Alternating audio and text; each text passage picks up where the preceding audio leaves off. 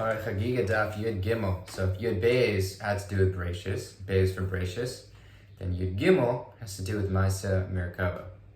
There's no Gimel in Merkava, but if you can think of a way to remember it, let me know. But today's Daf is pretty much, it's connected to the Mishnah, which said that you're not supposed to learn Maisa Merkava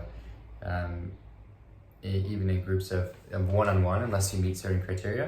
You have to be very sensitive with when and how you read Maisa Merkava, which is a story that talks about Yechezkel describing the characteristics and properties of Hashem and his ministering angels. So the Daf is going to talk about that a little bit. So first of all, we begin by discussing the size of the heavens. So yesterday we ended off by talking about that there were 7 heavens, 7 levels. I think Rish Lakish was the one who expanded upon them, which is interesting. So today we do a little bit of math and we say that there's 7 heavens, and between each heaven, to get from the beginning of one heaven to the next is 500 years. Remember that? So that's 7 times 500. Then to get from one heaven to the next one is also 500 years. So that's now 8, because there are 8 spaces between the 7 heavens. So now that's a total of 15 times 7 times 500. And that equals 7,500. And then we say, basically, like to get from, to get to the top of the heavens, to the Kisei Kavod, is like each, I think they divided up the dimensions of like the Chayos, one of those angels, like the feet, the ankles, the different parts of the legs, like basically to get to the top. That's another, that's like, plus the throne of Hashem, like to get to Hashem basically, is now you're doing, and I think the Gemara says that it's for each one of those is Kineged Kulam, which means that it's 7,500, like I just said before, times 12. So that gets you a total of 900,000 years. So if you spaced out until now, that's fine, but just keep in mind that to get from here to Shemayim will take you about 900,000 years.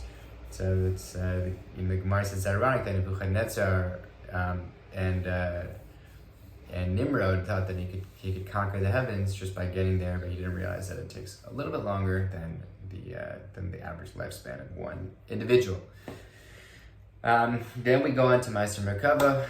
We talk about, first of all, how much you could learn, whether you can learn it at all, whether you're only supposed to do Rosh Prakim, which is you can like reference the beginning of the Psukim, maybe not. And then there are some certain prerequisites, like if you're going to learn Meister Merkava, you have to be a Noseo Panim, which means you have to be respected. You have to be a Yoetz, an advisor. You have to be a Sar Chamishim, like you have to be basically like a leader.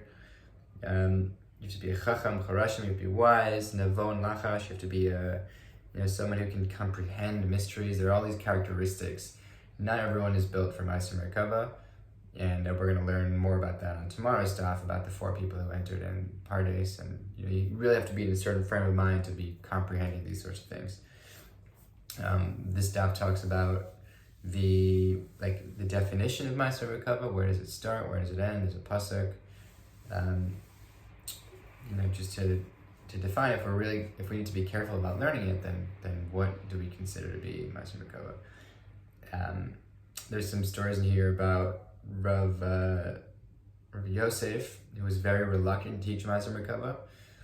He knew it very well. People were trying to get him to teach them, and basically he refused. He was very cautious about doing so. Interestingly, Hanani ben Chizkiah actually defended there are 2 separate occasions where people tried to hide the book of Yechezkel because the wrong people were trying to learn it. In one instance, a kid tried to learn it and he ended up being consumed by fire and he died.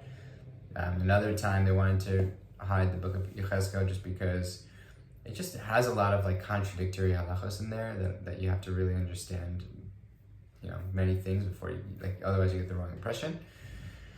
And people wanted to hide it, so Hanani ben Chizkiah actually locked himself in an attic, or he hid himself in an attic, and he did not stop learning until he was able to connect everything from the book of Yechezkel back to the real halacha of the Torah. It reminds me of like when Ethiopian Jewry made its way to Eretz Yisrael, so they had their own sort of set of halachas.